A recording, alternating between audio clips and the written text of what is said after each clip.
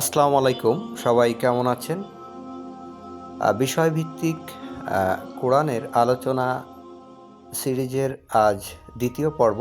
আজকের পর্বে আমি আলোচনা করব প্রথম যে বিষয় নিয়ে আমি কিছু কথা বলেছিলাম যে আল্লাহ তাআলা মানুষকে কেন সৃষ্টি করেছেন আর দুনিয়ার জীবন সম্পর্কে মানুষকে কী ধরনের দৃষ্টিভঙ্গি রাখার কথা কোরআনে বলা হয়েছে।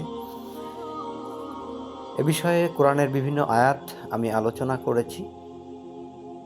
এখন আমরা যারা মুসলিম হিসাবে আমরা যেহেতু আল্লাহতে বিশ্বাস করি, পরকালে বিশ্বাস করি, সেক্ষেত্রে পরকালকে নিশ্চিত করার জন্য একটি বিষয় আমার কাছে মনে হয়েছে যে দৃষ্টি দেওয়া দরকার। আল্লাহ তাআলা বলেছেন যে দুনিয়ার জীবনকে আখিরাতের তুলনায় যারা অগ্রাধিকার দেয় বা প্রায়োরিটি দেয় তারা ক্ষতিগ্রস্ত।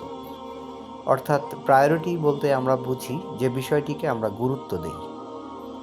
অর্থাৎ দুনিয়ার জীবন আপনি এড়িয়ে যেতে পারবেন না, কারণ আপনাকে তো পরীক্ষার জন্য সৃষ্টি করা হয়েছে, আর এই দুনিয়ার জীবনটাই পরীক্ষা।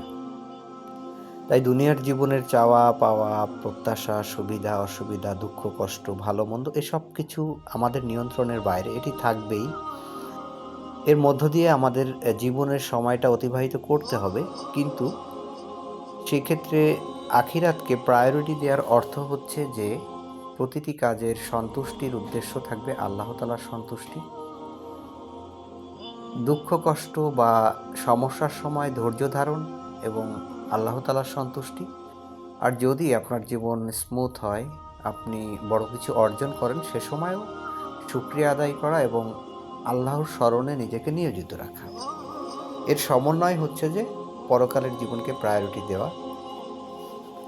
এক্ষেত্রে যে বিষয়টি আলোচনা করা আরও বেশি প্রয়োজন, সেটি হচ্ছে যে আপনি যদি দুনিয়ার জীবনের কোনো প্রাপ্তিকে বা কোনো কিছুকে উদ্দেশ্য করে সীমা লঙ্ঘন করেন, আল্লাহ তাআলার নির্ধারিত সীমা অতিক্রম করেন, তখনই আপনি মূলত আখিরাতের তুলনায় দুনিয়াকে প্রায়োরিটি দিয়ে ফেলবেন। এটাই চলে আসে।